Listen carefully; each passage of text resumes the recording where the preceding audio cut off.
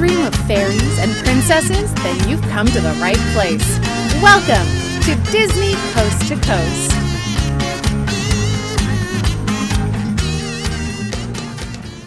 Hey folks, and welcome to Disney Coast to Coast, the ultimate unofficial Disney fan podcast. I'm Jeff DePaoli. And I'm Patrick Dougal. And Patrick Dougal. We're back. We're back for season 3. Woo. I hope you all had a fantastic holiday, and it's been a while. I hope you've been enjoying the mini-sodes we've had, but in fact, I know you have, because you've been tweeting and stuff, but you've been saying full episodes. We want more full episodes. We're back. Here we are. We're here. We needed a little break. But we're back and excited and thrilled for 2016.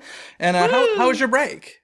It's fun. It was good? Yeah. Yeah. I went to Florida, but I didn't go to Orlando. Which is so weird. That's just unbelievable. I know. It's weird.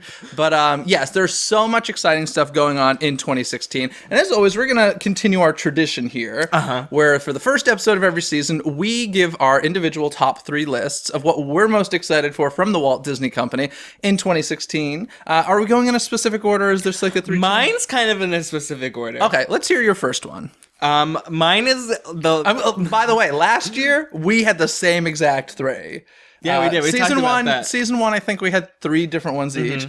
Let's see if we have any match. I think we probably have at least one. At least one match. So my first one is, I'm super excited about it. The reason why it's my least one is that I don't know if I'll get to experience it anytime soon. And that's Shanghai Disneyland. Of course. That's on my list as well. Shanghai, which had an opening date announced, was it June, right? June 2016. 16th? 17th? I'm not sure the exact date. But one of those. Yeah, so of course that's exciting. What if there's one specific thing about Shanghai that you're most excited about? What would it be? The castle. The castle, yes. It's massive. But I have to say, and it's not finished yet, so I'll save judgment till it's finished. But what I saw, if you don't know, the Shanghai Castle is going to be, it's not a specific princess. So it's not Cinderella Castle or Sleeping Beauty Castle. It's all of the princesses' castles, and they live under one roof. And it looked like that. Like, to me, it looked like a bunch of different... mishmash. Yes, like really... Is that what they're going for? I have no idea. Because I never saw that in the renderings, and then I've seen photos of the construction and stuff. I'm like, this kind of looks like it's all over the place. And I was kind of like... disgusted. Well, we'll see. We'll see what happens. We'll see what happens when it's finished. But obviously the castle's gonna be different than all the other parks. But just I'm excited for almost everything. The Tron roller coaster, which I don't know if I will ever do because of that ride vehicle. Scares me. We'll man. see what happens. But this is the first Disneyland that doesn't have a Space Mountain. This is their Space Mountain replacement. Yeah, which is this is a park very much for that community of people, and I'm sure they've done studies and such, and I think that's exciting. I know a lot of people get upset about stuff like that, myself included in some cases, but I do think that not copycatting is a good thing. Yeah. So that's exciting. New experiences. Yeah. Shanghai, I definitely think the castle's the one, especially with the ride inside the castle. I think that's going to be awesome. There's so many things. I'm excited about there's no Adventureland because there's a Pirates Land. Yeah. I don't know what it's That called. Pirates ride is going to be fantastic. I'm hearing rumors, well, I'm sure you've heard as well, that the Star Wars land might be having some similar type of mechanic water attraction. I hope. I don't know. We'll see. Those will be future episodes of the season. But yeah, Shanghai definitely. Super excited. Definitely on the list. I'm just even excited to just see videos and pictures of it finally complete. Yeah. Should be nice. And we'll see. Yeah. So that is my number 3. I actually think it's going to be very successful because I think, to me, and I love this, I love it when people learn from mistakes. And to me, it seems like when they opened Disneyland Paris, Euro Disney at the time, they made the mistake of not making it for their European population. There was a lot of stuff that they just didn't do, whether it was foods or whatever. It seems like this park in Shanghai is very much for that population. So good for them. Hope they learn some awesome lessons, and I'm excited. Yay, Shanghai. I have something on my list. Okay. So we both had that on our list. Yes. I have something on my list that I'm not sure if it will be on your list, but I wouldn't be surprised if it is. But it's so small that you can't... It shouldn't even be on the list because it's so small, but I'm so excited for it. Do you have any idea what I'm talking about? Is it just a tangible thing? Yeah, it is. Is it a Hunchback CD? It is in a couple of days. Is this on your list? No. Okay, in a couple of days, folks. I've had this on pre-order for so long, but the studio recording of Disney theatrical group's Hunchback of Notre Dame, which we have talked about a lot on this show. Oh, it's finally going to be released. It is. I'm so excited. I think it's released the 22nd. So if you're watching this on the first day, it's the 20th. I'm actually bummed. 2 days. I'm bummed that I have to wait for it to ship. You know, I'm like, oh God, I'm gonna have to wait till the 23rd, 24th, 25th, something like that. I'm very excited. Yeah, but fortunately for right now, at least half the songs are ready. You can stream them on various websites like BroadwayWorld.com. Whatever. I want that tangible CD. There is some video. I saw a couple video of Michael Arden singing out there, and so. Should be good. If you're a musical theater fan, if you're a Menken fan, if you're a Hunchback fan, I highly suggest getting this album. Yeah. Incredible. So that was one of the ones on my list. Got it. So what's another one on your list? So my number 2 is going over to Orlando, actually. Okay. I am really... Wait a second. Let me guess. Is this a show or... It's like an entire encapsulating thing. Okay. The show is part of it. Okay, what is this? Nighttime at Animal Kingdom. Yes, agreed. This spring Animal Kingdom is finally becoming that full day park, and I'm super excited for it. I'm going to experience it this year. Yeah. There included the River of Light show that is going to be on the Discovery River, which is the third thing on my list. Rivers of Light. Yeah, mine encapsulates that because not only are they going to have the Rivers of Light show, the Tree of Life is going to come to life at night with it's going to be beautiful. Magical fireflies, animal spirits come out. Amazing. And Map projection lasers. Yeah. And then, of course, there's nighttime safaris. Yeah. So, still no Avatar, though. No, 2017. We got another next year. year's list, I guess. Yeah, but Nighttime at Animal Kingdom, I'm really excited for. I'm excited to see the lighting of the nighttime safari for sure. The Rivers of Light show, I think, is going to be beautiful. I was thinking about this recently, and Disney is going in this direction, and I get it. It's what the public wants. But, Walt's original idea was a place like Epcot. It was very educational, and he was always entertain people while you educate them. And I love that. I think that that's great. Obviously, intellectual properties and such is a much bigger thing these days. I feel like Rivers of Light is going back toward that edutainment type of thing. I'm really curious to see if it works. I think there's going to be, from what I've read of the description, it's very almost like Pocahontas-y vibe. Yeah. There's going to be these two mystical spirit hosts that are going to summon the animal spirits. Yeah. And I think it sounds super cool. Which sounds great. Yeah. But it doesn't necessarily tie into a franchise. Exactly. So I'm curious to see if, after a month of that, if they'll do studies and people want to see Pocahontas or people want to see The Lion King, and we start slowly integrating that. Yeah. That's what I'm really curious to see. I wouldn't doubt if there was those soundtracks behind it, even if the imagery isn't. Live performers too, right? Yeah, I'm excited about. There's gonna be similar to, I guess, the Fantasmic barges kind of thing. They're calling them lanterns. Okay. Sure. There's gonna be live performers on those barges. So cool. Yes, definitely looking forward to that. It'll be nice to be in that park at night. Yeah, exactly. I will definitely get lost. I get lost in that park in the daytime. Yeah. Somebody was it you saying to me recently? They're they actually kind of wanted that. I don't think it was you, but we were talking about magic bands, and somebody was saying to me, well, they wanted that actually. They didn't want it to be very easily navigated because they wanted you to take the time and kind of explore the park. And the comment my friend was making was that magic bands kind of dissuade you from doing that because you're constantly running from things. Even when you first enter Animal Kingdom, there's two different paths. It's not very nor every other park it opens up to this grand thing where it's just you go around, you have to go through a couple trees, and then it finally opens up. So. Yeah, so cool concept. I definitely do get lost in there. And, everything, I just look and I'm oh, there's another brown building. I get so lost. But so at nighttime it'll be stellar, I'll tell you. Yeah. That'll be great. So those were the three on my list: Hunchback, Rivers of Light, and Shanghai. I think you have one left. I do have one left, and it's a movie. Oh, okay. Moana? It's Moana. Moana, okay. Moana is my number one. I am super excited for this movie. Huh? What specifically? I'm just excited for another Disney princess. Hopefully, it will push out the Frozen trend. But well, like just they're going with a new style CGI. Even the story sounds amazing. I'm a big fan of The Rock, so him adding into it. And Are you really? Yeah. Like, what do you love him from? He's one of those guys I don't dislike, nor do would I particularly go to a movie to see him. So I'm curious, actually. Mind the Disney aside, like the Fast and the Furious franchise. Oh, okay. And I used to watch wrestling. Oh, okay.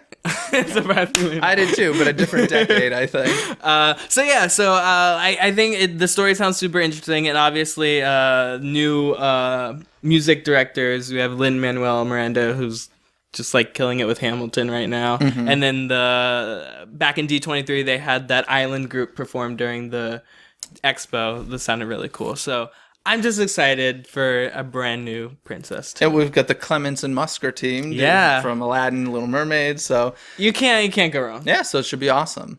That's our top 3 list for 2016. Differing by little one. bit. By one. Well, yeah, just one thing. So I would not switch mine after hearing your third. Would you switch yours to mine? No. Okay, cool. Awesome. So that's our list for 2016. Of course, we'll be talking about those later on in the season on the show, once those things unravel themselves for us. But there was a lot of stuff that happened, during our hiatus that Many things. And first of all, let me just preface this by saying, folks, if we don't hit it now, we'll be talking about it later, because I know I've already gotten the tweets. Can't wait to hear Jeff talk about the Honey, I Shrunk the Kids movie set playground. We'll be getting to it in a future date. Sure. I promise you. But tonight, I definitely want to talk to you about The Force Awakens. Yes. Because that opened days after our season finale. So, first of all, if you haven't seen it, spoiler alert, I guess. But at this point, I really don't feel like we have the obligation to say that. But spoiler alert. And we don't have to go super into depth. Everybody's seen it. Everybody's spouted their opinions, but I feel like we need to say something. So, Force Awakens, what do you say? I saw it 4 times. Wow. Formats. I saw it regular 2D, Okay. IMAX 3D, and 3D. Okay. And then 2D again. You should have gone to 4D. You gotta go to many 4D. Ds. Yes. 5D is next. Oh, goodness. 6D. So you saw 4D, so obviously you like it a lot. I saw 3D. I mean, you saw it 4 times. Right? Yes, 4 times. You saw it 4 times. Yes. So you liked it a lot? Yeah. Initially, surprisingly, I don't know. I just walked out of theater and I was like, I needed time to process it. Totally. Fair. Second time, loved it. Okay. Every time after, still loved it. Ranking 5, Empire Strikes Back is still my favorite. Yeah. Then probably Force Awakens. Mine would probably go 5, 3, 4, which I know, don't write in. I love episode 3. I'm not apologizing for it. Sure. But 4 is great. I think the biggest complaint is the complaint everybody has, and that it's the same movie as episode 4. This is undeniable. There's a secret message in a droid that we're searching for. There's a very big purpose for it. And it's like... J.J. Abrams knows what he had to do. Yeah, totally. It's very much a fanboy film. Absolutely. And I think he did it perfectly. It's very, yes, there are some, like, a lot of similar tones, but there's a specific reason for that. But there's a lot of differing tones, too. So, it's sad that J.J. Abrams set up this after trilogy. I guess, what are we calling it? After 1, 2, 3? Well, no. He set up this. We basically have 4, 5, 6. You're 1, saying 2, 3. He's setting up the new trilogy. Setting up the new trilogy, and unfortunately, I'd love to see him back for 8 and 9, although he's not going to be. But I feel like he's really good at like rebooting franchises. He did it with Star Trek, right? Which I am not a Trekkie by any means, but I actually enjoyed that film. So it's like good for him for like making a franchise I know nothing about and care nothing about, and then make an enjoyable movie. Star Wars, on the other hand, fan. And I enjoyed it. Yeah, so. there's still some parts of the movie that I was just like okay with, sure. But overall, I liked it, and I can't wait to see what 8 brings. And do you know who's directing 8? Jurassic World. Yeah, Colin Trevorrow. Speaking of Jurassic World, though, I do want to mention, because there's one thing that bothered me in comparison to Jurassic World, which are two totally different things. But when Jurassic World came out, a lot of people had the argument of they kind of hit you over the head with nostalgia. Star Wars did that a bazillion times more. And I feel like people aren't complaining about it. And I'm like, that's not fair. Like, it's obnoxious, the amount of nostalgia in Force Awakens. Sure, there are nice moments. I found most of it to be very predictable nostalgia. I'd say I was surprised when Han Solo appeared. I thought that was like, I was like, oh, okay, cool entrance. And I feel like there was one other moment I can't remember, but like the lightsaber, I saw that coming a mile away. There were just a lot of stuff that I'm like, saw that. Oh, the Millennium Falcon reveal. Very good reveal. Yeah, very good reveal. That was cool. What, that pile of junk? That was cool.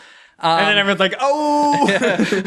So that was cool. But I gotta say, there's something so cool about a Star Wars opening crawl. Yeah, It just gets chills through your body. And I don't know about you, and I could totally be crazy thinking this, but between A Long Time Ago in a Galaxy Far, Far Away and was there not like a couple more seconds? Because I felt like those moments of silence between that and that were just like, I was just like, I don't know. Do it. And finally they gave it to me. But like I said, it could have just been awesome anticipation, which is fantastic. But I felt like there were a couple extra seconds there. Maybe I'm nuts. But that opening crawl gives you chills. It just does. And I remember even 99, 2002, 2005, same thing. Like, such great chills with that. Let's see. Best acting in the movie? Do you have one? Mine's totally random. Did you have a favorite actor? I don't even think... Yeah, Oscar Isaac as Poe Dameron. Okay. Oh, interesting choice. Mine was, I don't even know what the character's name is, but the first time when, first of all, I love Kylo Ren. Fantastic acting character. I love it. But when he freaks out and he's reported like bad news and he freaks out and he like screws things up with the lightsaber. There's the one guy who's like that cowering. Actor who was cowering was so good. That's really random. It is so random, but he literally stopped me in my tracks and was like, I believe this guy is scared to death right now.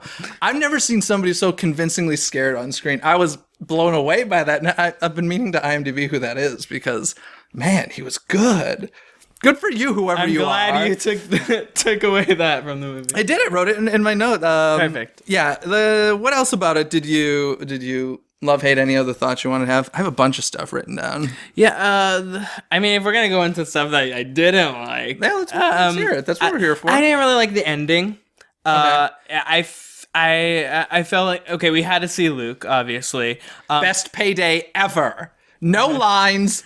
Yeah, 30 seconds on screen, whatever it is. Best payday ever. But there's the one last shot where she's like holding out the lightsaber for legit a minute. It's like take the light, like there's, and then she like hands it, and then it goes to like this sweeping shot. Like right when he pulled out the lightsaber, it could have just cut and ended. Like, you're dragging it out for way too long. Like, I don't need to see that. Why was Luke's hand metal? I know he has a robotic hand, but like it's always been covered in skin. Why is it robotic? No, he got it chopped off by Darth Vader.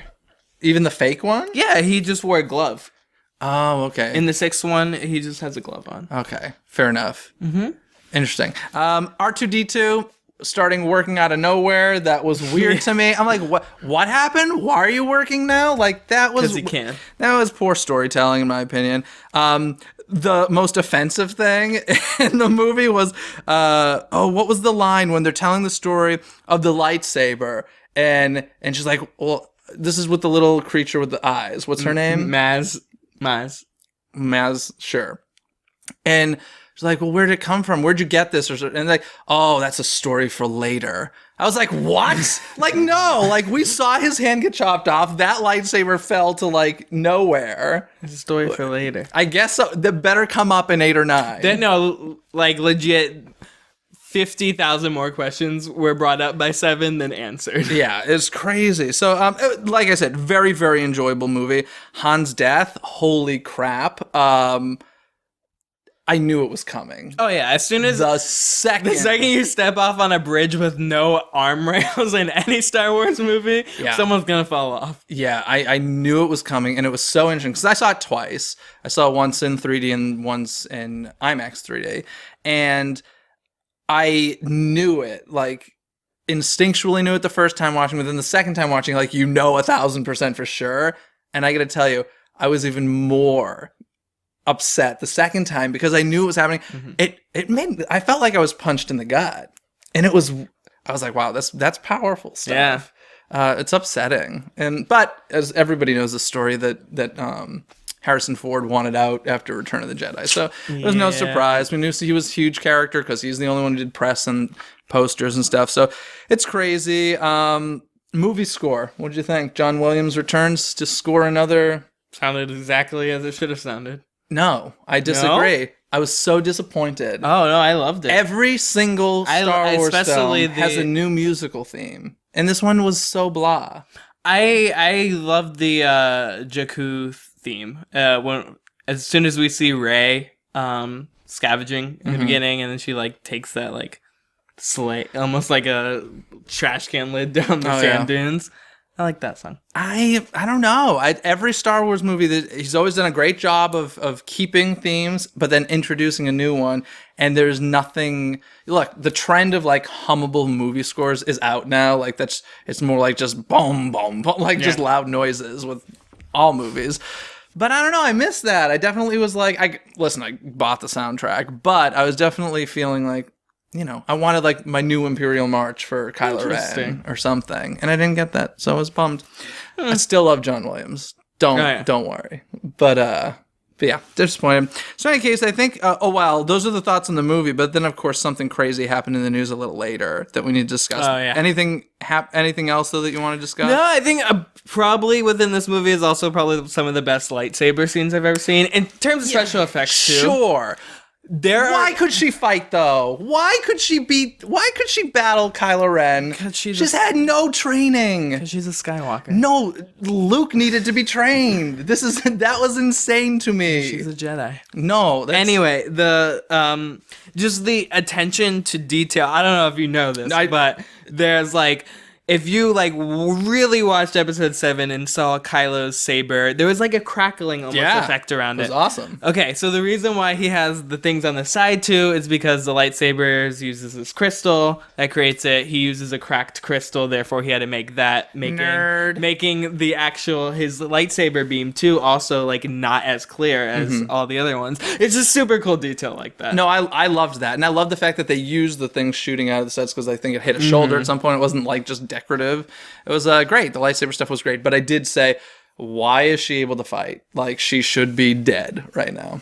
But other than that, great movie. I'd give it like a 7 out of 10 in my book. 8 out of 10. Fair enough. But before we move on from Star Wars, I need to mention this because I feel I need my opinion out there about this. George Lucas did an interview with Charlie Rose. He did. He called Disney white slavers. I'm gonna let you talk first because, like, I don't have anything to say. Did you see the interview? I saw the specific point where he says that. This is something you created. He created Star Wars. I get that. You sold it. Yeah. He sold it to white slavers. Here's first of all, if you haven't seen the interview, you can't have an opinion about it because although he's speaking in truth, he definitely feels that way. He says it with such like he laughs it off type. Like it's not. He doesn't think they're slavers, but ladies and gentlemen, I just think it's trending now to bash George Lucas, and this has driven me nuts since the prequels. Driven me nuts. Can we just take a moment and appreciate the fact that, number one, we lived during his lifetime. Like, that's amazing. The man created Pixar. Like, there would be no Pixar without George Lucas. There would be so many nothings without George Lucas. It drives me nuts that people are attacking him over this. The amount of pain it must feel to watch a movie, like watch a Star Wars movie, for him, that must kill him. And good for him for saying what he wants, is what I have to say. Listen, I get it. He sold it. It's his choice. I honestly don't think I could have ever done that. I think I probably would have left it in my will, like, Disney can buy it now. I'm dead. I couldn't handle that. I think it's really hard for anybody to handle that. Give the guy a break is all I want to say. Like, stop hating on George Lucas. The man's amazing. You can dislike some of the stuff he's done. I don't care. That's fine. Just quit hating on the man, please. You sold it. Oh, God. It makes me very upset. I'm like, it seriously upset me when people do that. You okay? No, he's a genius. Like, he's a genius. And let's not forget, he took $4 billion that he was paid for a company and donated it all to education and the arts. Like, please, that's an amazing person. It's an amazing person right there. And I can't even, none of this would exist without him. And frankly, the point he makes about the new Star Wars is exactly what we just said. It's a fanboy film. It's a nostalgia film. If you look at every single one of George Lucas's Star Wars movies that he was involved with, so episodes 1 through 6, we're introduced to new lands in every single one of those films. We're introduced to new things.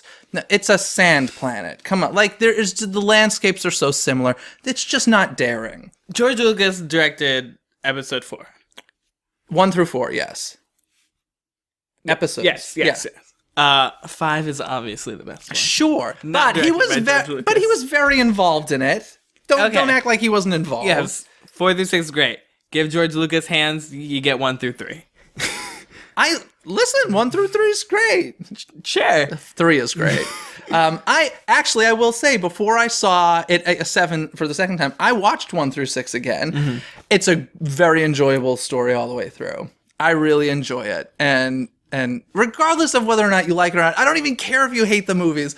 Give the guy a break. Sure. He can be hurt because somebody is playing in what was once his sandbox. Like, I'm sorry. He sold a child. Like, that's the end of it, in my opinion. Had to get that out there. Yeah, I kind of agree and then kind of disagree. I'm like, What do you disagree upon? You just think you sold it, get over it. No, I don't think you can be public, you can be heard about it and stuff, but then just to publicly come out and just, I feel like he's just being whiny. But I do agree that people shouldn't attack him for it, but then don't go out and be whiny about it. I don't think that was his intention. I think he was, if you watch the interview, there was like quite a few times he didn't really want to answer questions, and Charlie Rose kept pushing him, and I would rather, I love the fact that he's just honest about it. I can't stand prefab interviews. I can't stand people faking it to save face. This is a man who doesn't need to save face. It doesn't matter what we think about him, so I guess maybe it doesn't matter that people hate him, so I should just get over it, but it upsets me. He is a man that I guarantee the day he's gone, we're all going to just feel honored that we were alive during his lifetime and thankful for the fact that film... I can't get into everything the man's done for the film industry. No, yeah. But it just wouldn't exist the way it does now without George Lucas. So thank you, George Lucas. From me, I'm sure you're listening.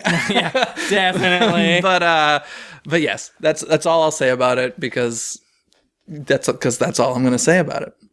All right. Case closed. Star Wars. Okay. In the books. Okay. Something else happened that we need to talk about at the Disneyland Park. Now, if you watched last week's minisode, we touched upon this, but secret revealed here. It was recorded before the actual event occurred. And this was the retiring of a lot of stuff at Disneyland. So many things. We were both there January 10th, and it was quite a day. So I do think that it's worth discussing because it was a very different day than I've ever experienced at Disneyland. Yeah, it was just the weirdest vibe. Now, we were both there, but we actually weren't together because we were there for very different reasons. I think if you listen to the show, you know, Patrick's Aladdin is your thing. Fantasmic is my thing. Let's discuss Aladdin a bit. It's gone. It is gone. It is gone. So obviously it was going to be a crazy day because so many people were, so many things were closing, and crazily enough, I guess as a tribute, because technically it was off-peak season, all passes were valid that day. Yeah, all annual passes were valid that day. This is why when I got to the park around 9:30, the parking was all the way out to the 5. If you don't know, this was a good 30 minutes to park. Yeah. And actually, interesting. I came a bit later, like 11:30, and it wasn't that bad. But actually, I think around 1 or 2 Disneyland parking hit capacity that day. Okay. So so it was a crazy day. A lot. It was a very Disney community day. Yeah. A lot of APs that day.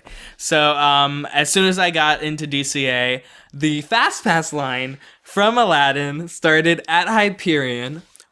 Went all the way through Mad Tea Party / Frozen area, down Hollywood Boulevard, down Buena Vista Street to the ticketing, back up Buena Vista Street, all the way back to Soarin'. Wow. But then they had to move people, and they switched the line to go back down Hollywood. I'd seen Aladdin before. I wasn't going to wait in that. So it actually moved super fast. How long had they been giving out fast passes? Like, how many days did they give out fast passes for Aladdin? Was it like the whole last week? It was the whole month. The whole last month. Okay, so January. December 10th they started. Oh, okay. And to January 10th. Initially, like throughout December, you could get like the 6:20 show like during the 4:45 show. Fast Pass. However, Fast Passes started at 8 a.m. that day. What did they use? Tower of Terror fast passes? No, they actually had the, if you've seen, when they had like fast passes for the Royal Theater or on and Usos, like these just big, like bulky things. Yeah. So they started giving out fast passes around 8, if Park could have been 8, I think at 8 a.m. And all the shows were gone by 11. So before even the first show started, all the fast passes were gone. Yeah. So, which was no surprise, to be expected. I did see many clips of the final performance on YouTube, and that was my thing. I was like, if I'm gonna go, I only want to see the final performance. I've seen the show before, and if I don't get in, that's fine. Like, my fear actually was like, I even said to myself, if I do get there early enough to get a fast pass, I don't know if I'll go, because I was afraid Disneyland was going to hit capacity and I wouldn't be able to get back in. And I did reserve a spot for Fantasmic's final show before hiatus. And so in any case, I didn't see it, but feelings in the theater, lots of tears. Oh, I'm just going to say, I actually got emotional watching it on YouTube. Video. Yeah. It was like, luckily enough, I was able to see the 2:20 showing and the 6:20 showing. So did you basically get in line for a fast pass, get a fast pass, and then get right back in line? No. You can only hold one fast pass. Oh.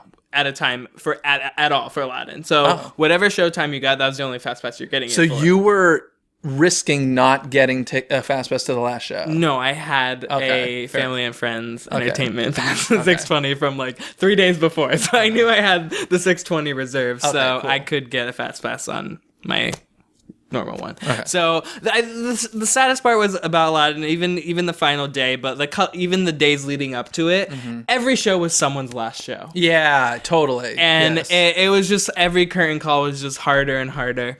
But luckily enough, 6:20 show, I ended up in the front row, which is very emotional for me. Yeah. Initially I guess the choreographer who's been there all 13 years came out, the stage manager who's been there all 13 years came out. They came out and they're like, we want to present Aladdin for the very last time after 14,000 something plus shows. And it was obviously one of the best Aladdin shows I've seen. Yeah. Some technical glitches I noticed watching. There was some sound issues. A mic pop at one point. Was it okay? The thing I saw was like a highlights reel. So, but I was like, that sounds off here, and some fog I noticed was not working properly for the genie's reveal. I was like, much less fog than normal. So I was like, but it's fine. It was a perfectly fine show. Some really nice moments at the point, as everybody probably knows. Or maybe you don't. There's heavy improv for the genie in the show. And there's a really nice moment where the genie basically named everybody it seemed like anybody who'd ever played the genie, Jafar, Aladdin, and maybe Jasmine. I don't know. No. Oh, sorry, Jasmine. Too many names. So that was like cool, and I think it was pretty quickly realized what he was doing. And I was like, that's really nice and a nice tribute. And listen, 13 years, that's a fantastic run.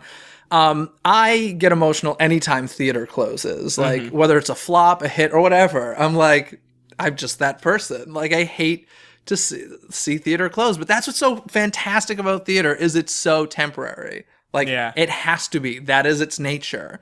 And, fantastic run. I'm glad you got in. Yeah. I know it was, in just being in just obviously one of the best audiences ever and most responsive audiences ever. I would be curious to know if anybody in that audience saw it for the first time. I highly doubt it. I kind of hope so, to be honest. We'll see. Think that there was a good, when the 4:45 show was going, people were lining up for the 6:20 show as, the third show of the day was, the second show. For 2:20 showing that I even got the Fast Passes for, I got in line at noon. The Fast Pass line was starting at noon So it's crazy. Even if you got a Fast Pass, you're still waiting 2+ hours for a show. Extra confetti in the show. Confetti. I appreciated that. It was pretty cool. A big slap on the face the next day, in my opinion. Ugh. No pun intended here, but they didn't even let the body get cold before they put up a Frozen. What would it say? When is Frozen coming? In summer. Up on the marquee. The next morning it was there, and. But I've always had that problem. If you've ever worked in theater, it's literally when a show closes, it's okay, final performance, curtain call, audience gone, striking, knocking down the set. And I can tell you, the outside changed. The inside changed too already. Oh yeah. Oh, I'm sure. I'm sure it happened that day. There's no chairs left in the orchestra. Oh really? No chairs. What are they doing? Probably ripping the carpet up. Oh, interesting. Oh man. Company D. I'm coming for you. Can you imagine if I'm taking home my Cave of Wonders. What if they had lamps inside the Company D? How much would you pay? I'm taking home the Cave of Wonders. Going in my car. That's so funny.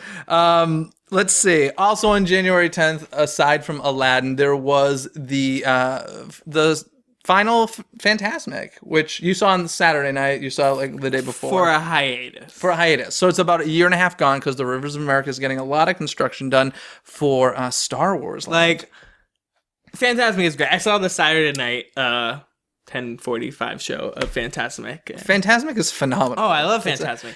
But my whole point was people acted like Fantasmic was never coming back. And I'm like, listen, guys, yes, it's going to be gone for a year and a half, but it's coming back. Sure.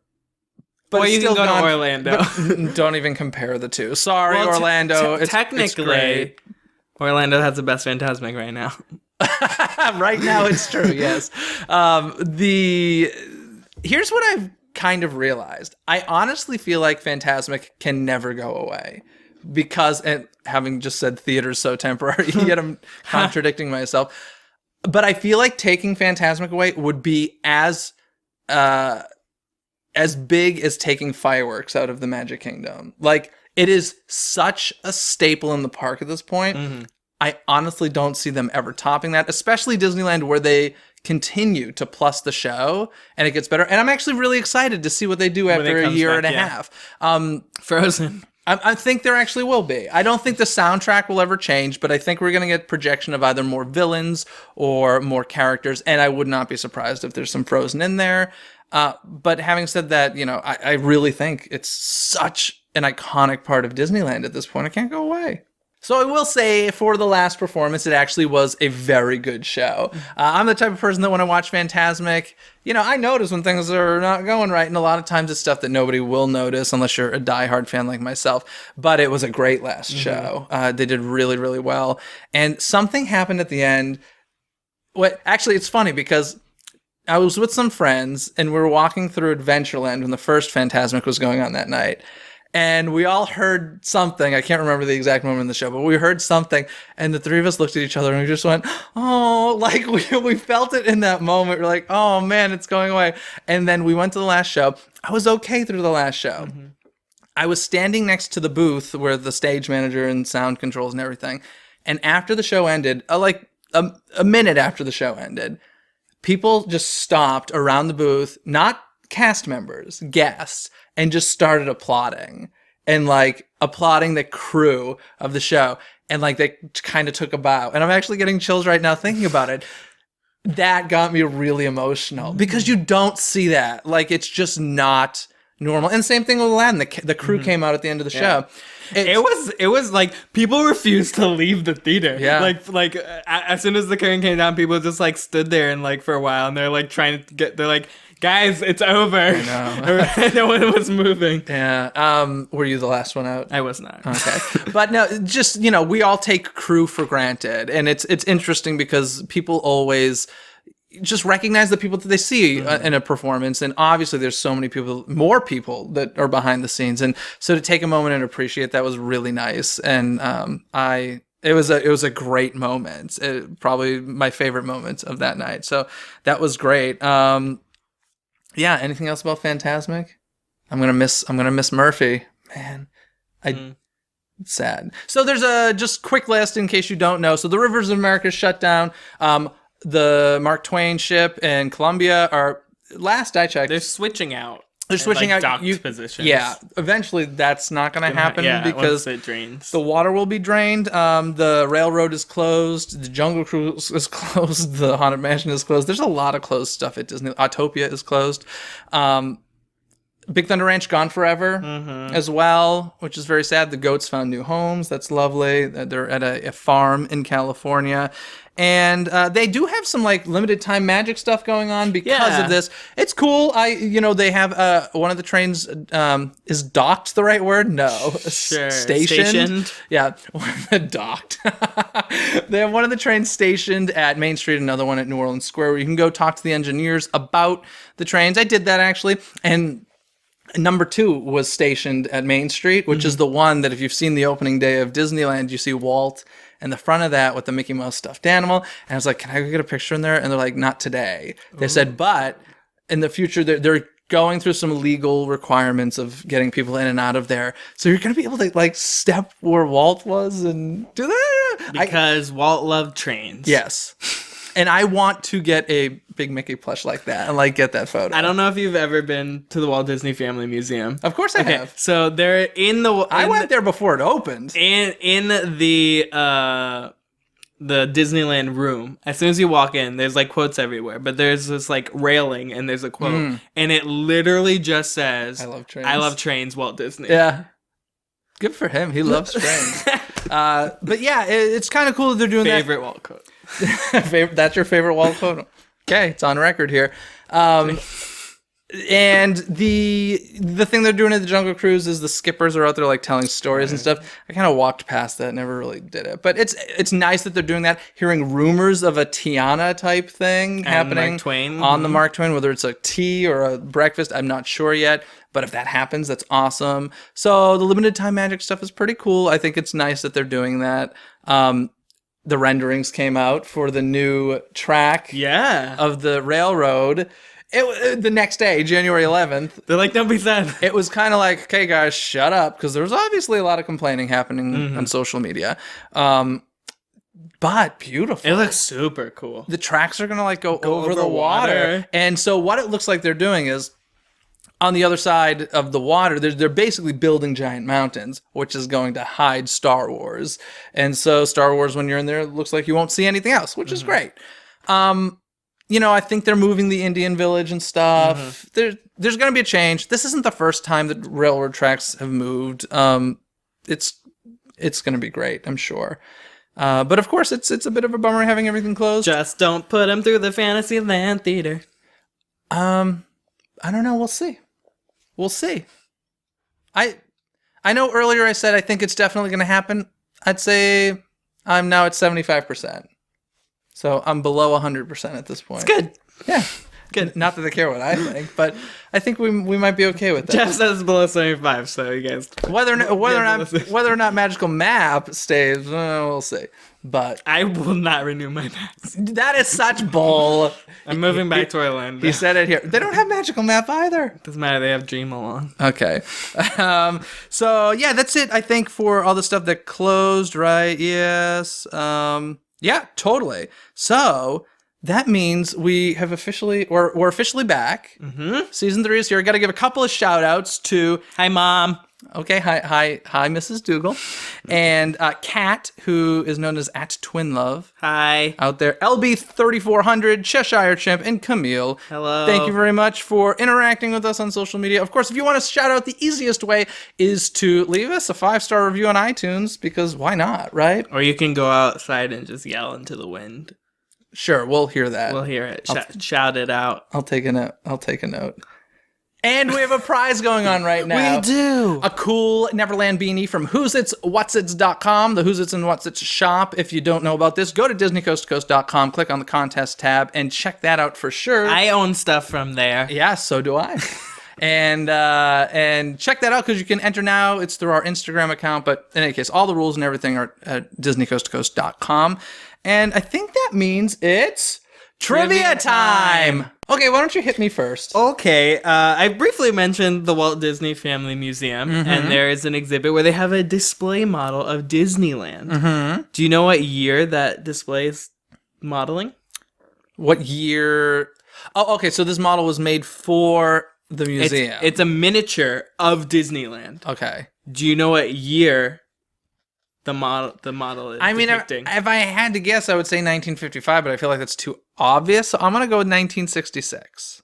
It's actually a trick question. There is not a specific year. That's not fair. It is just Walt's interpretation of what Disneyland. Oh, it was like based on the original map that was done? No, it was like, it's not, it's just because there's Dumbo and there's Haunted Mansion already there, so it's not opening day. Okay. It's just like a combination of there's no specific year. Okay. It's just Disneyland. Fair enough. As it's presented. But trick question. Okay, cool. We touched upon this earlier as well. You got kind of close to it, but not exact. How many performances of Aladdin, a musical spectacular, were there? I told it. No, you said ish. You didn't say 14,000. Yes. This is after 13 years of performances. 14,000.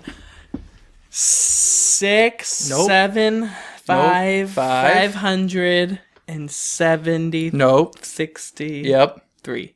Nope. 2. Nope. 4. Nope. 7. Nope. 5. Yes.